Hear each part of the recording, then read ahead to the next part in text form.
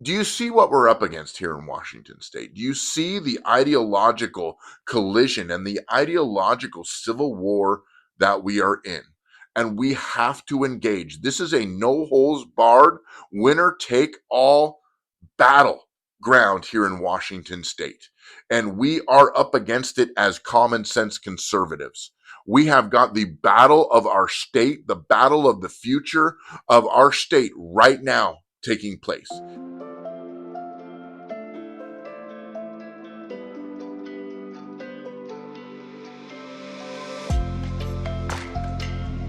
Well, welcome everybody to the Courageous Truth Podcast. As always, I am honored that you have chosen to spend a little bit of time with me today. My name is Eric Lumberg, and I am your host on this podcast. This podcast is very dear to my heart because it's a platform that I built from scratch and am continually building because I felt like as a minister, I'm a pastor and I'm an activist.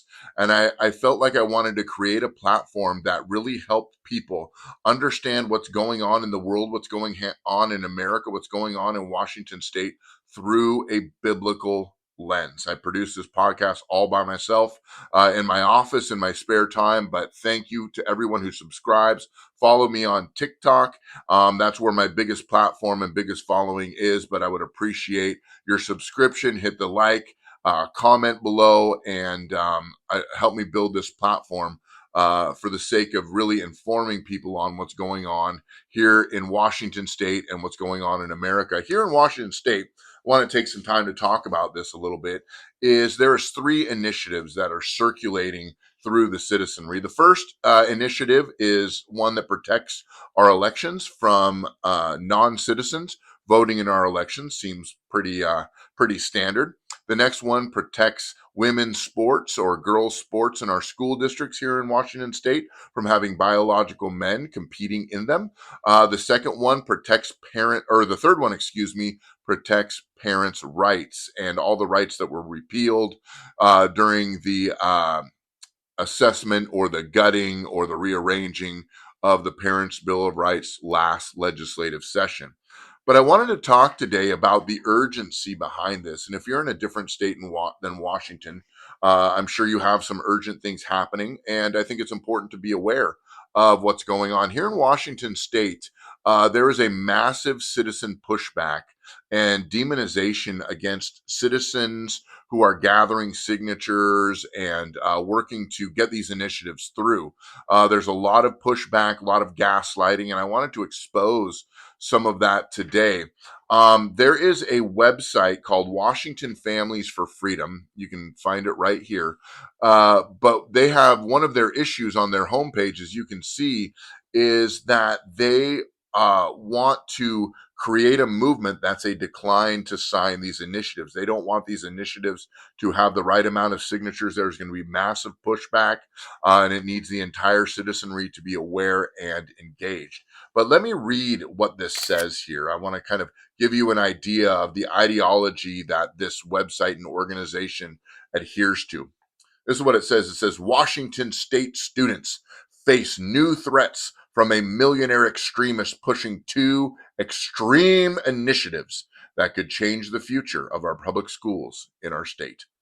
These two initiatives attack student privacy, erase equal education, and target youth who are different and vulnerable. So dramatic. These initiatives repeal protections for undocumented, homeless, disabled, and transgender students. Washington Families for Freedom is working to stop these harmful policies and protect fairness and dignity and equal opportunity for every student. Man, these are impassioned people. These are people with a cause. But now if you go to the issue tab up on the front of their homepage, there will be decline to sign two issues or decline to sign two initiatives. And they're trying to create a citizen movement that makes sure that people don't sign these, and they're exposing the evil behind this. So looking at Initiative 26-001, which strengthens communication between parents and students. Let's look at some of the things that they're commenting on it and how they're rallying and gaslighting their base. Now, listen, this measure would roll back key student privacy laws and force schools to release sensitive student records. Think about that. That would be mental health records. That would be records of any kind of gender ideology compliance. That would be anything the school is doing that's hiding from their parents. First bullet point says this: take away legal privacy protection for students and families. Legal privacy protection. Eliminate non discrimination policies for homeless, immigrant, neurodiverse, and transgender students. Eliminate non-discrimination policies. There's so many policies making them a protective class. There's no way we could dismantle that. This is such gaslighting. This is the one that is very concerning. Not only is it a lie, but it's also very it's derogatory against parents. Now listen to this. Empower broad parental opt-outs, silencing classroom conversations about race, gender, and our real history. In other words, parents that want to opt out their children from the gender ideology or homosexual history or any kind of DEI, in fact, this is empowering parents by signing what they're trying to decline to sign. In other words, it's a problem in our schools if parents are opting students out from what they don't want their kids learning. In other words, somehow parents are the villains. And then next it says, force teacher to follow confusing rules, meet strict deadlines, creating more red tape and less time for teaching. Where do they even get that from? Where are they getting that from? It's called holding teachers and administrators accountable.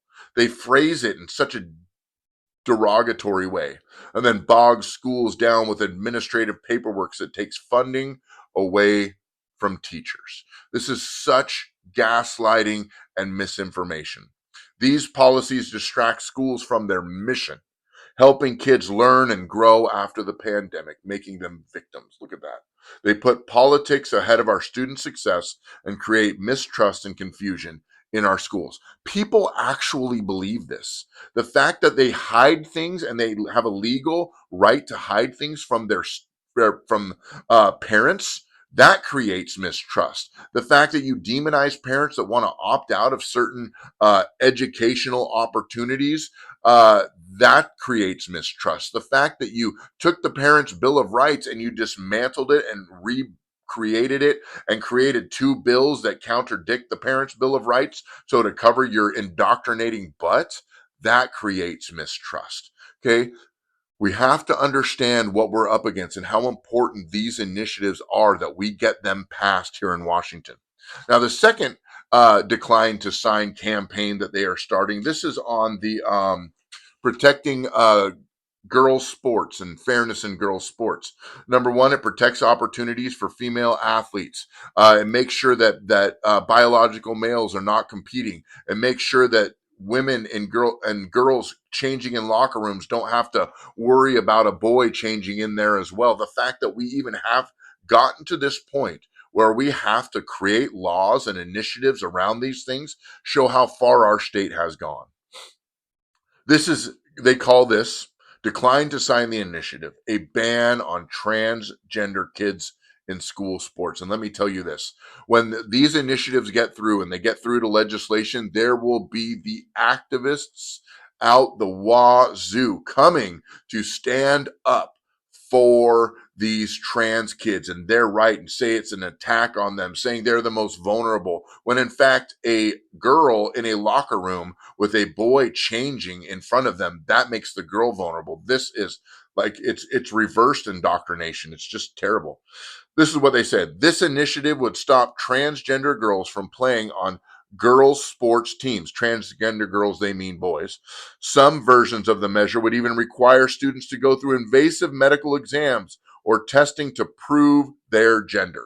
If you want to play sports, you have to go through a physical. You have to get shots or you have to get a medical release for those shots. Every kid has to go through a physical to play sports. My kids play public school sports, even though they're homeschooled. Guess what they had to do? Go through a medical exam. That's just what they had to do. It goes on to say this. This would violate students' privacy and dignity with forced sex exams at the parents' expense. In other words, your parents going to have to know about it. What are you trying to hide? violate students' privacy. When you go in for a medical exam, you have to share private information about your health because you want to make sure that you're healthy enough to play sports. Increase bullying, stigma, and division in schools. Oh my gosh, there they are with the bullying. Oh, they're so bullied. They're so bullied. They're so protected that you can't be bullied because you get charged with a hate crime if you say anything about it. There were some kids in the Midwest that recorded a video. There was a video recorded of them asking why there was a girl changing in their locker room, and they got charged with sexual harassment. Men who were videotaped inside the boys' locker room at Stonebridge High School. That video was shot by a female student who uses the boys' facilities because she identifies as male. The boys' parents want to know why their sons are being investigated, while the student who shot the video in the locker room, which violates school policy, is not facing the same scrutiny. Tonight, in a 7 News exclusive, Nick has the video that started it all. 7 News obtained the video at the heart of Loudoun County Public Schools' Title IX investigation into 3 boys accused of sexual harassment of a female student. That student identifies as a boy and has been using the boys' locker room facilities. She took this video in school. I'll find out. The female student turns on her camera and walks into the boys' locker room at Stonebridge High School. Most of the video is dark, but you can hear locker room sounds and boys' voices. This is the moment some of the boys in the locker room realize the female student is there. 30 seconds later, you hear this. Why is there a girl? I'm so uncomfortable with a girl. Female, bro. Get out of here. That's when the female student appears to take the phone out of her pocket and aims the camera at the boys in the locker room. Shortly after that, the video ends. I spoke to the parents whose sons are under investigation. I don't even think the Title IX investigation is justified. The parents, and yet they're charged with sexual harassment. That's not bullying. Give me a break. Create legal risks for schools, coaches, and teachers. Legal risks. Okay, now they're applying to the soft hearts of those who are for teachers and for coaches and schools. Undo Washington's successful sports inclusion policy that has worked since 2007. It doesn't work. The only one it works for is boys that are winning sports events over biological girls because they're built different, and the girls' sports have different regulations, requirements, and rules. Okay, you can see, I don't need to go through this again. You can see how messed up it is. And then finally it says this: the attack on transgender youth is not about fairness. It's about a millionaire stoking fear to impose his extremist values on all Washington families and students. It hurts all students by turning sports into political battleground instead of a place for teamwork and belonging. Who is this millionaire that they're complaining about? They can't say billionaire. They got to say millionaire, okay? Who is it? Explain to me. Who is it? What is his name? You use that all these catchwords to capture the heart of people who have been conditioned to be triggered by certain phrases and certain verbiage to have an emotional response, thus claiming patriotism towards these decline to sign initiatives. Do you see what we're up against here in Washington State? Do you see the ideological collision and the ideological civil war that we are in? And we have to engage. This is a no holds barred, winner take all battleground here in Washington State. And we are up against it as common sense conservatives. We have got the battle of our state, the battle of the future of our state right now taking place. If we can't get these at least through to legislation and then battle them out in the council and committee meetings and then battle them out on the House floor and the Senate floor, then like Brandy Cruz said, we may be done. That may be it. This might be, and very well will be, the defining line for our nation. Brandy Cruz said it so well. So I want you to take these thoughts and these words and understand that this is not just some initiative signing. We are battling for the future of our state. And if we don't fight with everything that was in us and is in us, our state might be lost forever. And we cannot let that happen. Washington State is too beautiful of a place to just let it go. So thank you for tuning in to this episode of the Courageous Truth Podcast. Please subscribe. Please like, please leave a comment. Help me to build this platform, because it's a platform for all of us. It's a platform for all of our voices to be heard, and a platform that we can share information and share ideas and share strategy and share what's going on in our state, because all our goals is the same. And that is to see our state won for common sense. And as a pastor, as a minister, I feel that it is my obligation and my responsibility to speak out on these issues and to equip and empower people to take righteous and biblical stands in our public square here in this state.